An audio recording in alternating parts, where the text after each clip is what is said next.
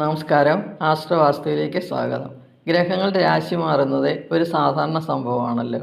ഇന്ന് ചൊവ്വയുടെ രാശിമാറ്റത്തെ പറ്റിയാണ് ഞാൻ സംസാരിക്കുന്നത്. ഭൂമികാരകനും സഹോദരകാരകനും കലഹകാരകനുമായി ചൊവ്വ ജൂൺ 1 തൻ്റെ മൂലത്രികോണ ക്ഷേത്രമായ മേടത്തിലേക്ക് സഞ്ചരിക്കുന്നു. ചൊവ്വയുടെ മേടത്തിലെ സഞ്ചാര സമയം 45 ദിവസമാണ്, ജൂലൈ 12 വരെ. 18 മാസത്തിൽ ഒരിക്കലാണ് ചൊവ്വ തൻ്റെ സ്വക്ഷേത്രത്തിൽ എത്തുന്നത്. വൃശ്ചികം മേടം രാശികൾ ചൊവ്വയുടെ സ്വക്ഷേത്രങ്ങളും മകരം ഉച്ചരാശിയുമാണ്, കർക്കിടകം നീചരാശിയും. ചൊവ്വയെ പൊതുവെ ഒരു പാപഗ്രഹമായിട്ടാണ് കണക്കാക്കുന്നത്. പക്ഷേ ജാതകത്തിൽ ചൊവ്വ നല്ല ബലവാനായി നിന്നാൽ ജാതകന് വളരെ നല്ല അനുഭവങ്ങൾ ജീവിതത്തിലുണ്ടാകും. പ്രവർത്തനക്ഷമത, ശക്തി, ഉത്സാഹം, ആത്മധൈര്യം, ശത്രുവിജയം, നിശ്ചയദാർഢ്യം എന്നിവ ചൊവ്വയുടെ പ്രത്യേകതകളാണ്. ചൊവ്വയ്ക്ക് ബലവും 10ാം ഭാവവുമായി ബന്ധവും വന്നാൽ ജാതകൻ പോലീസിലോ പട്ടാളത്തിലോ വലിയ ഉദ്യോഗ പദവികൾ അലങ്കരിക്കും. ഇനി ചൊവ്വയുടെ സഞ്ചാരത്തെപ്പറ്റി സംസാരിക്കാം. ഗോചരവശാൽ ചന്ദ്രക്കൂറിൻ്റെ 3, 6, 11 ഭാവങ്ങളിലൂടെ ചൊവ്വ സഞ്ചരിക്കുമ്പോഴാണ് അനുകൂല ഫലങ്ങൾ തരുന്നത്. ഇപ്പോൾ ചൊവ്വ ഇങ്ങനെ സഞ്ചരിക്കുമ്പോൾ 3 രാശികളിലെ 9 നക്ഷത്രക്കാർക്ക് വളരെ നല്ല അനുഭവങ്ങൾ ഉണ്ടാകും. എന്നാൽ മറ്റു രാശികളിലുള്ള നക്ഷത്രക്കാർക്ക് വലിയ ദോഷമൊന്നും സംഭവിക്കുകയില്ല. കാരണം ചൊവ്വ തൻ്റെ മൂലത്രികോണ രാശിയിലാണ് നിൽക്കുന്നത്. ഇനി ഇത് ഏത് രാശികളാണെന്ന് നോക്കാം.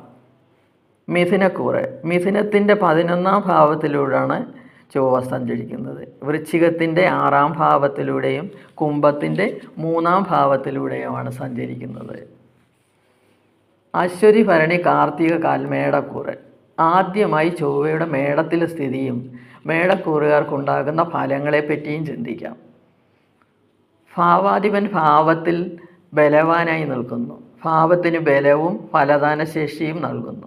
കഴിഞ്ഞ 45 ദിവസമായി ചൊവ്വ മീനൻ രാശിയിൽ രാഹുവുമായിട്ടുള്ള യോഗത്തിലായിരുന്നു. അത് മേടക്കൂറുകാർക്ക് സാമ്പത്തിക നഷ്ടങ്ങളും അസുഖങ്ങളും വഴക്കുകളുമാണ് ഉണ്ടാക്കിയിരുന്നത്. എന്നാൽ ഇപ്പോൾ അതിന് മോചനം ലഭിച്ചിരിക്കുകയാണ്. ഇപ്പോൾ ആത്മധൈര്യവും ഉത്സാഹവും ഉണ്ടായിരിക്കുന്നു.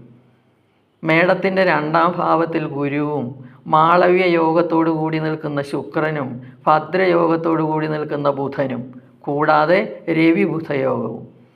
ഈ യോഗങ്ങളെല്ലാം കൂടി ചേരുമ്പോൾ മേടം രാശിക്ക് വളരെ നല്ല അനുഭവങ്ങൾ ഉണ്ടാകും. ധനാഭിവൃദ്ധി, പ്രശംസ, വാക്കിന് വില എന്നിവ ലഭിക്കുന്നു.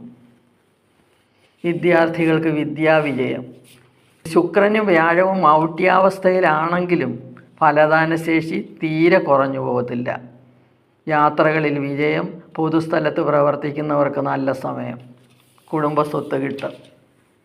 ഇനി പറ്റി സംസാരിക്കുക.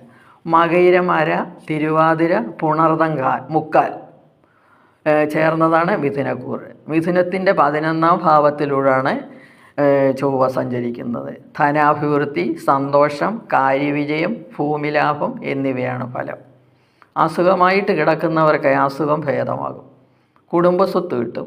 ഉദ്യോഗസ്ഥർക്ക് ശമ്പള കയറ്റം. റിയൽ എസ്റ്റേറ്റുകാർക്ക് ധനവരവ്. ഭൂമി വിൽക്കാനും വാങ്ങാനും നല്ല സമയമാണ്. എല്ലാ കാര്യങ്ങളിലും വിജയം. സഹോദരങ്ങളുമായിട്ടുള്ള പിണക്കം മാറും. വരുമാനം വർദ്ധിക്കും. ഇനി വൃശ്ചികക്കൂറ്. വിശാഖം, കാൽ, അനിഴം, കേട്ട ചേർന്നതാണ് വൃശ്ചികക്കൂറ്.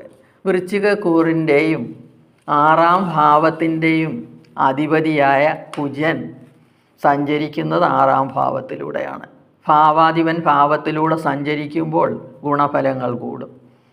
രോഗശമനം, പ്രശസ്തി, ശത്രുജയം, ആഭരണലാഭം, സുഖം എന്നിവ ഫലം. ആത്മധൈര്യം ഉണ്ടാകും. പ്രശ്നങ്ങളെ ധൈര്യപൂർവ്വം പ്രതികരിക്കും. മാതാപിതാക്കളുടെ ആരോഗ്യം മെച്ചപ്പെടും. കൃഷിക്കാർക്ക് നല്ല സമയം. കുട്ടികൾക്ക് വിദ്യാവിജയം. കുടുംബത്തിൽ ശാന്തത.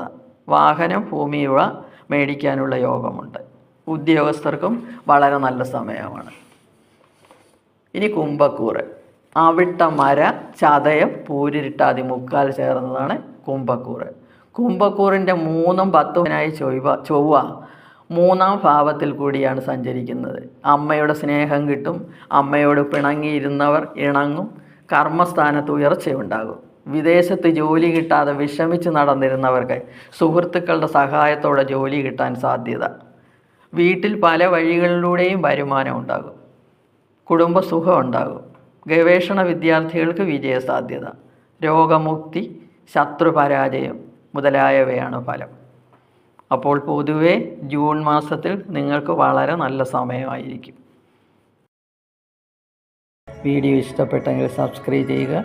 സംശയങ്ങൾക്ക് വാട്സപ്പ് നമ്പറിൽ ബന്ധപ്പെടുക.